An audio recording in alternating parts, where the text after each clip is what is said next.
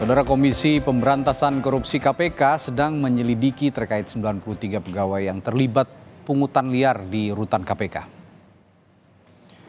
KPK telah mengetahui kasus pegawai KPK yang diduga melakukan pungutan liar di rumah tahanan. Saat ini KPK masih menunggu pemeriksaan terhadap pegawai yang terlibat kasus itu. Pegawai rutan sudah diketahui tadi bahwa pegawai rutan tetap dalam proses, itu sedang dilakukan penyelidikan lebih lanjut bagaimana penanganannya, karena masih bersifat penyelidikan dan penyidikan itu sifatnya rahasia. Kita juga tidak bisa terlalu mengungkap. Kenapa? Nanti kalau ketika kita mengungkap tentang hal-hal seperti begini ternyata itu tidak terbukti atau di SP3, nanti kita dianggap pelanggaran hak asasi manusia lagi. Dan itu makanya dikatakan bahwasanya penyelidikan dan penyidikan masih bersifat rahasia untuk menjaga nama baik dari orang-orang yang sedang dilakukan pemeriksaan. Sebelumnya anggota Dewan Pengawas KPK Albertina Ho menyatakan telah memeriksa 190 orang dalam proses penyelidikan pungli rutan. 93 pegawai telah diperiksa oleh Dewas KPK. Menurut rencana, sidang etik para tersangka itu akan dimulai hari ini. Itu paling sedikit ya, paling sedikit itu menerima 1 juta. Dan yang paling banyak menerima 504 juta sekian. Itu yang paling banyak. Lalu kalau teman-teman menanyakan totalnya berapa, saya bisa menyatakan yang pasti tidak, tapi sekitaran 6 miliar 148 juta sekian.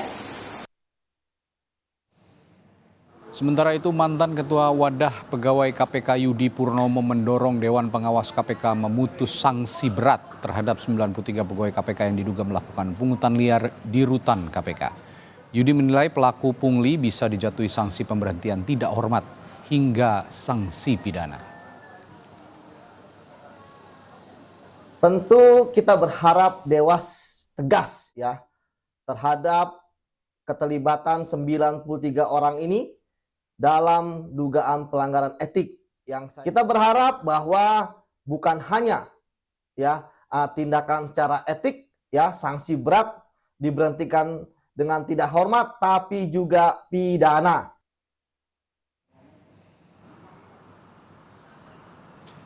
Lalu bagaimana jalannya sidang etik bagi 93 pegawai KPK yang diduga melakukan pungutan liar di rutan KPK? Kita tanyakan jurnalis Kompas TV Dian Silitonga langsung dari gedung KPK Jakarta. Dian, jadi seluruhnya dari 93 pegawai KPK ini yang akan menjalani sidang etik hari ini, seperti apa teknisnya?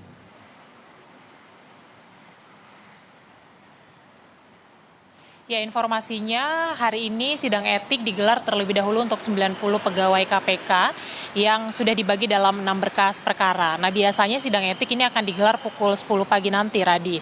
Seperti kita tahu bahwa dalam temuan kasus pungutan liar di rutan KPK, ini Dewas KPK membagi dalam 9 berkas perkara. Nah, belum diinformasikan oleh Dewas KPK untuk 3 berkas perkara lainnya ini kapan akan dilakukan sidang etik.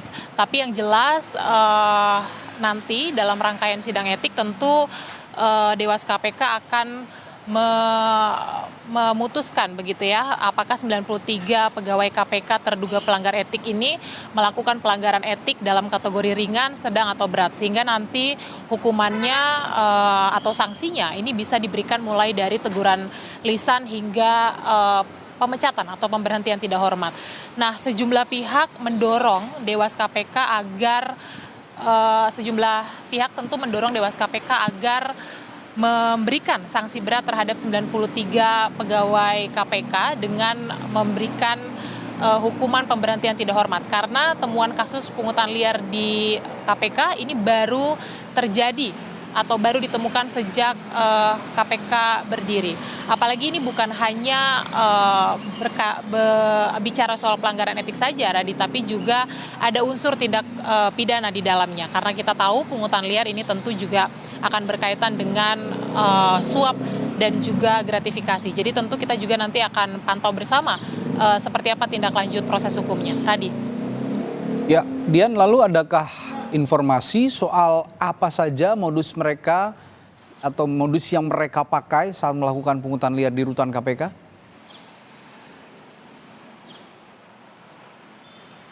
Iya, sebenarnya belum diungkap apa saja modus yang dilakukan saat melakukan praktek pungli, Radi. Tapi dugaan logisnya adalah ini berkaitan dengan pemberian fasilitas mewah, seperti misalnya penggunaan barang elektronik di dalam rutan, kemudian juga tempat tidur yang nyaman, makan makanan yang enak, kemudian juga akses untuk bertemu dengan pihak-pihak tertentu. Bahkan dugaan ekstrim adalah akses untuk bisa keluar masuk rutan. Tapi tentu saja ini harus kita konfirmasi kepada Dewas KPK seperti apa temuan modusnya.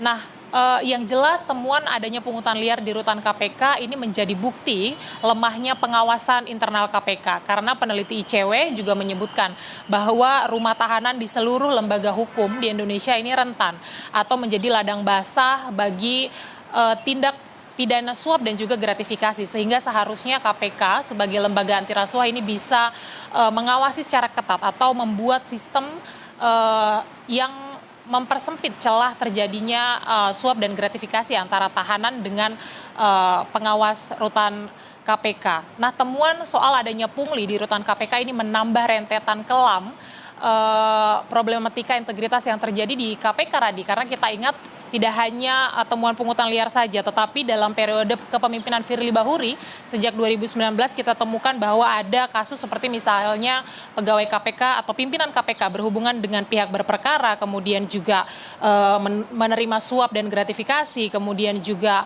pegawai KPK mencuri barang sitaan dugaannya, kemudian juga ada korupsi uang perjalanan dinas dan juga perbuatan asusila terhadap tahanan. Nah, temuan-temuan ini kemudian makin menggerus kepercayaan publik kepada KPK. Kita ingat pada Desember 2023 yang lalu, lembaga survei Center for Strategic and International Studies atau CSIS ini menyebut bahwa KPK menjadi lembaga hukum terbawah yang dipercaya oleh publik. Angkanya hanya 58,8% saja. Padahal sebelumnya KPK sempat menjadi atau menempati posisi 3 teratas lembaga hukum yang dipercaya oleh publik. Nah, kita tagih janji KPK dalam kepemimpinan yang baru bersama Nawawi Pomolango bahwa katanya akan ada evaluasi secara menyeluruh dan juga perbaikan-perbaikan di tubuh KPK. Jadi kita pantau bersama nanti seperti apa gebrakan-gebrakan yang akan dilakukan dalam 1 tahun sisa kepemimpinan Nawawi Pomolango di lembaga anti rasuah. Radi. Ya, kedepannya juga lembaga KPK ini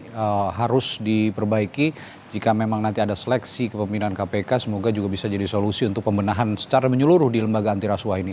Terakhir, Dian, kalau tadi ada tuntutan begitu ya dari mantan wadah pegawai KPK, salah satunya Yudi Purnomo yang mengemukakan bahwa para pelaku pungutan liar ini di rumah tahanan ini ada juga yang terjerat pidana, bisa juga disanksi dipecat dengan tidak hormat. Apakah mekanisme itu akan berjalan nanti dipastikan di Dewan Pengawas KPK?